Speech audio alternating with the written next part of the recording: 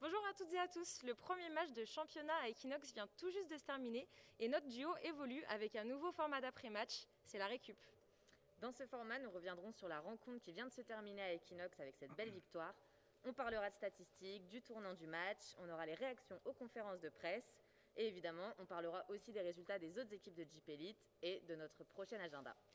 Et bien sûr, pour ce nouveau rendez-vous, nous ne sommes pas seuls.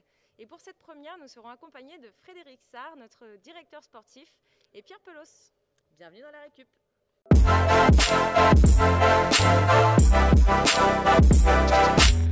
Pierre, Fred, merci d'être là pour le lancement de ce nouveau format. Revenons un peu sur cette belle victoire à Equinox ce soir pour la première journée de Jeep Elite. Quel a été pour vous le tournant du match? Fred, par exemple. Le tournant du match, je pense que c'est la capacité à l'équipe à évoluer et dans une continuité d'efforts et surtout d'augmenter la pression défensive, notamment dans le deuxième quart-temps. Je crois qu'on a contraint l'équipe de Roanne à jouer tous un registre complètement différent et ça a ouvert un peu le terrain. Nous, on a pris du rythme et c'est là où la bascule s'est faite. Je crois que l'impact de la fin du deuxième quart-temps et l'impact défensif dans le relais et justement la longueur de banc a fait que ça a éprouvé l'équipe rouennaise. Voilà mon avis sur la bascule du match. Après, on verra un peu plus loin dans la rencontre qu'il y a eu des choses un petit peu moins bien, mais cette partie-là était vraiment très bien. Pierre, tu partages cette analyse? Oui, totalement. Je pense que défensivement, quand on a monté l'intensité, ça a changé un peu le cours du match et on a appuyé fort à ce moment-là et ça fait tourner le match en notre faveur et après on s'est rendu un peu plus facile jusqu'à la fin.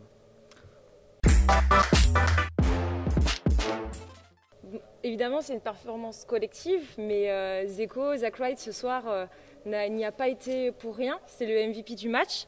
Il a vraiment donné le tout en défense, il a emmené du rythme. Il termine la rencontre avec 12 points et 21 d'évaluation. Il a été plutôt incroyable. Qu'est-ce que vous en pensez? Mais c'est toujours très intéressant que d'avoir un meneur de jeu qui a la capacité d'amener l'équipe derrière lui sur les attitudes défensives. Il a été plutôt réactif, présent, stopper, gagneur de balles et finisseur, puisqu'il a été capable de finir sur des paniers et sur des contre-attaques, mais toujours dans la dynamique de la défense, quand la défense a augmenté.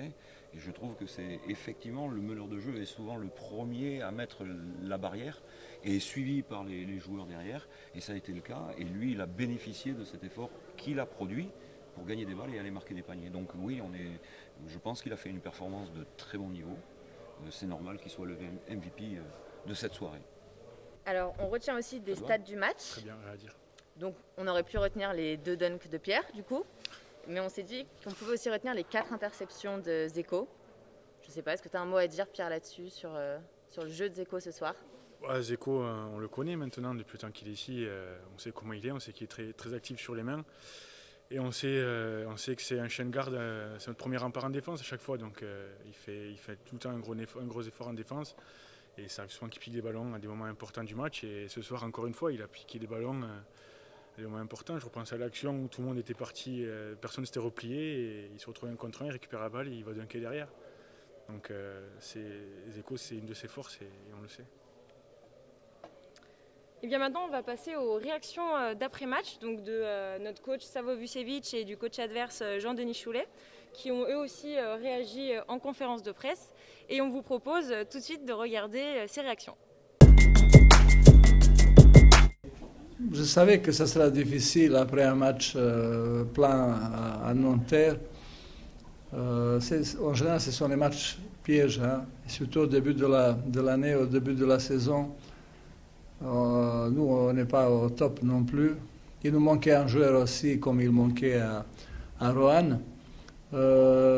Donc, dans ces circonstances, il fallait s'adapter, hein, parce que Roanne aussi, San Francisco, ce n'est pas la même équipe, mais ils ont vraiment cherché ce soir de jouer bien collectif, de ralentir le jeu, ce qui n'est pas toujours la caractéristique de Roanne. Donc, ils nous ont posé beaucoup de problèmes, mais on était toujours présents quand il fallait. Défensivement, surtout, quatrième carton, on a serré au maximum. En attaque, on n'avait pas beaucoup de fluidité, beaucoup de choses lucides comme on a fait à Nanterre. Et j'ai prévu ça. Je savais que ce n'est pas le même match, ce n'est pas la même équipe. Donc voilà, ce qui est plus important, il fallait assurer. Oui, mais bon, je pense qu'on a fait le boulot. On est bien au premier quart-temps, on gagne le troisième.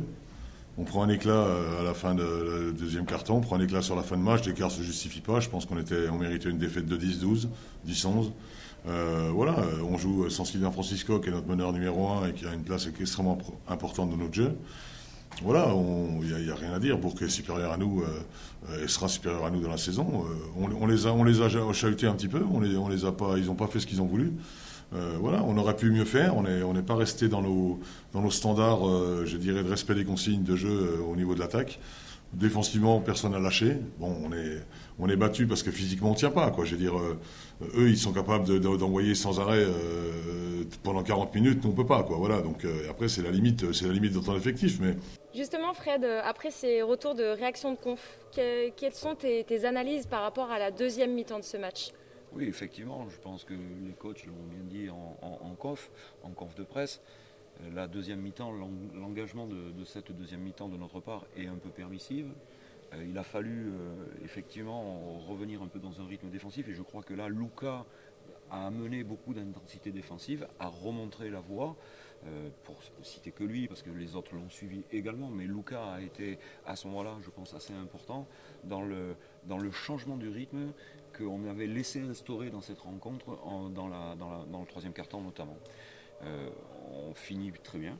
Je pense que le score est assez en reflet de la dominance qu'on a pu avoir sur le match.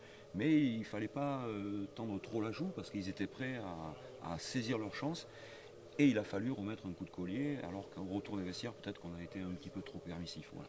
Donc non, je trouve que le match globalement, il est à peu près similaire entre premier et deuxième et troisième et quatrième.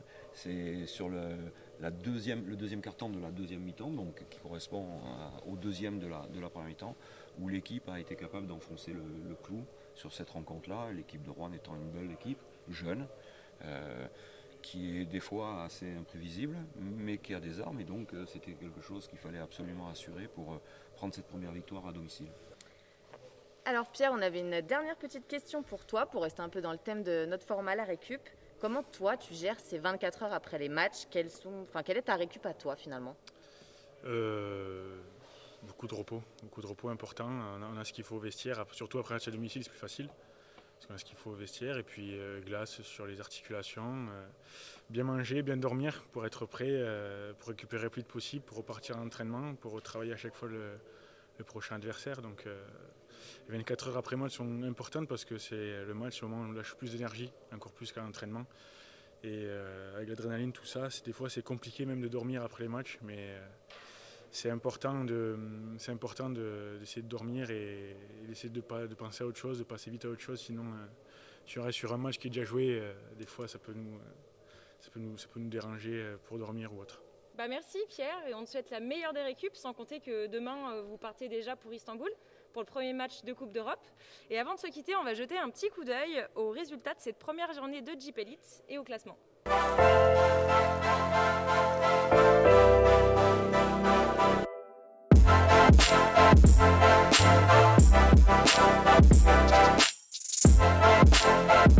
Alors merci à tous d'avoir regardé la récup. Merci Pierre, merci Fred d'avoir été avec nous ce soir. Nous, on vous donne rendez-vous donc pour notre prochain match, et pas des moindres, le premier match de Coupe d'Europe à Equinox contre Badalone le 7 octobre. Merci et à très vite. Merci. Merci. Merci.